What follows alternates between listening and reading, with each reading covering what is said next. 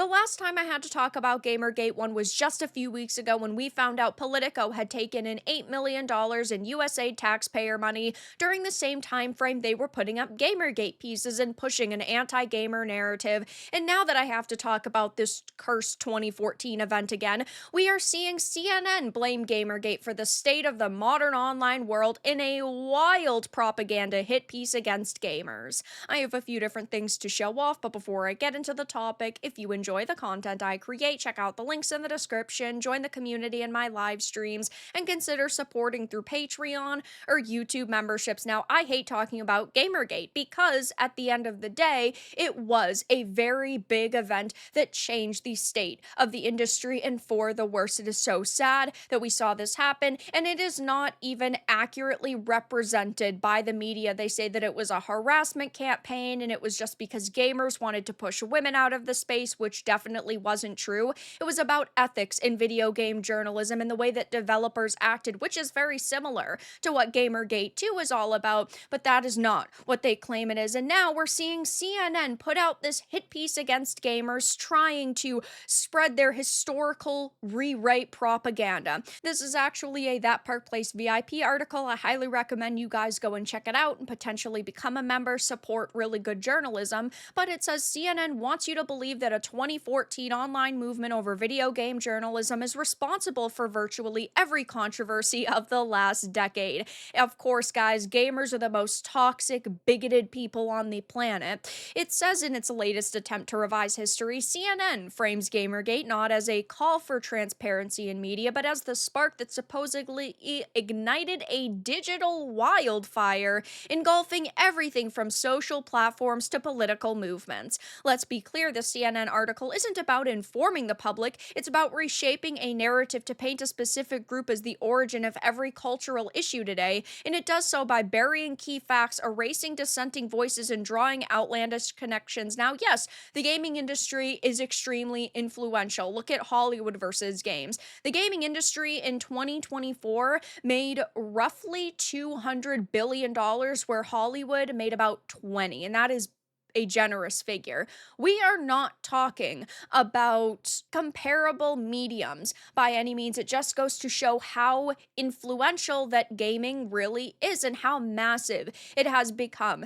And while that is good for gamers that we are getting so much content and there's so many of us that are ultimately getting at the entertainment we enjoy, it is not so good because that means we have massive targets on our backs. Now, I don't think I really need to explain to you all what Gamergate 1 was all about in depth, so let's just talk about the CNN issue. Gamergate began as a dispute over ethics in gaming journalism. Whether you agreed with the participants or not, the conversation stemmed from valid questions: can media outlets fairly cover games when their reporters are personally connected to developers? And that question about transparency and disclosure was quickly drowned out by the media outlets eager to characterize the movement as something else entirely. And the only reason why that truly happened was because the people like Anita Sarkeesian, Brianna Wu, and Zoe Quinn always played the victim. They always wanted to be the victim. They always wanted points for simply being women who were being vocal and who were standing up for themselves and trying to protect the industry from the mean people on the other side of the conversation, and it left us not being listened to, our opinions being drowned out, because the people who were part of the mainstream media did not like the fact that gamers were calling them out and raising questions, because they don't want people to be able to do that. It's like with Sweet Baby Inc. Kim Belair has said that she wanted the company to remain in the shadows and be like a shadowy entity, and now we criticize their every single move, and they hate that because they want to be able to do shady shit. CNN, of course, parrots the idea that Gamergate was never about ethics, but if that were true, why did major gaming sites change their conflict of interest policies in direct response to the backlash? Why did so many independent developers, streamers, and fans echo the call for fair coverage? These are inconvenient truths CNN simply leaves out. Not that I think we all trust CNN to do a good job. I don't think any of us really trust a lot of the major political websites to do a good job and do fair journalism, but CNN is especially bad. They go on to list a few examples of the impact Gamergate had on games journalism ethics policies. Kotaku had taken the action of after the controversy erupted. Their then editor in chief, Stephen Totillo, published a post clarifying their stance on relationships between journalists and developers. Writers were barred from covering developers with whom they had personal relationships, and he acknowledged that their previous disclosure standards were not sufficient. You had Polygon updating their ethics policy to include clearer disclosures and stricter rules on gifts, relationships, and financial support. The staff were required to disclose Patreon backing, personal ties, and any kind of financial support to developers or projects they reported on. While IGN was less directly implicated, they took the moment to reiterate and reinforce their editorial standards. You also had Destructoid changing things, The Escapist changing things. You had a lot of outlets who were trying to very quickly change their policies and basically cover their asses. Now, the article, of course, also dismisses hashtag Not Your Shield, a social media campaign led by women and minorities who supported Gamergate.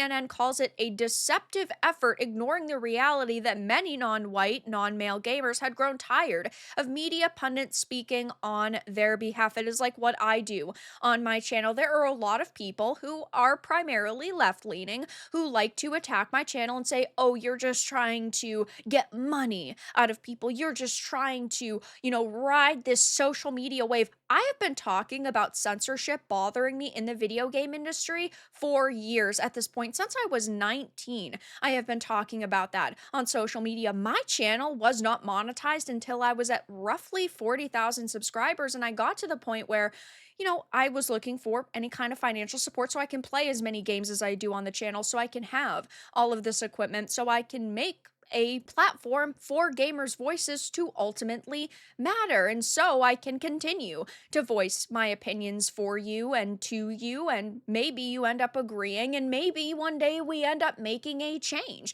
Ultimately, though, there are plenty of women and minorities who do not agree with the Anita Sarkeesian and Brianna Wu and Zoe Quinns, and now going into Gamergate 2, the Alyssa Mercantes or the Kim Bellairs. And it is perfectly fine that ultimately you have an opinion that might differ from mine, but the issue arises when you type in on Google, I don't know, Assassin's Creed Shadows Guide, and the Kotakus and Polygons pop up, and they are not being wholly honest about a state of a product because they want to do something like push a narrative.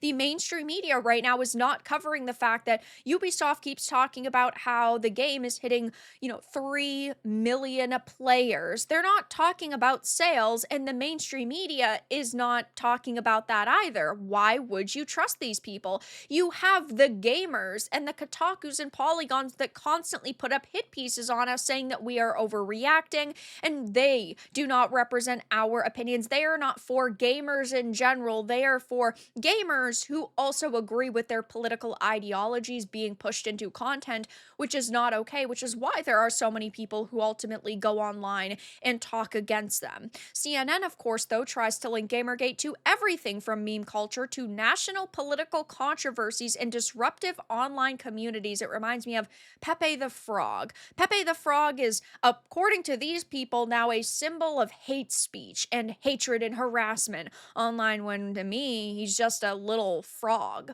In doing so, it paints a picture of conspiracy level coordination without ever proving casually. The implication here seems to be if you've ever posted on a message board, criticized a game reviewer, or questioned a trending opinion, you're somehow part of a global manipulation campaign. There's got to be a lot of people that are part of this campaign. If you criticize a game or you criticize a game reviewer, you're part of it, apparently. I mean, this is not journalism, it is a smear strategy, and I didn't ever really expect anything more from them.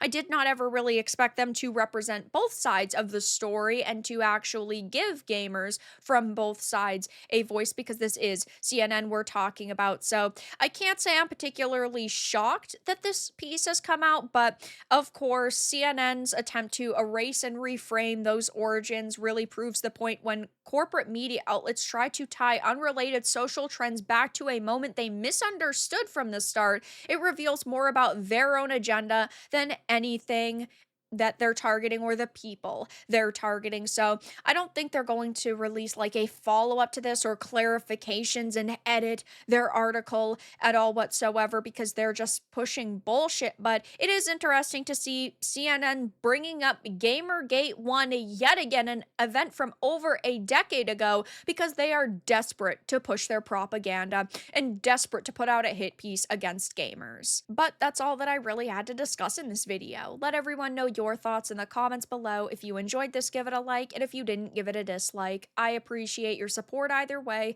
but I'll talk to you all again in the next video really soon.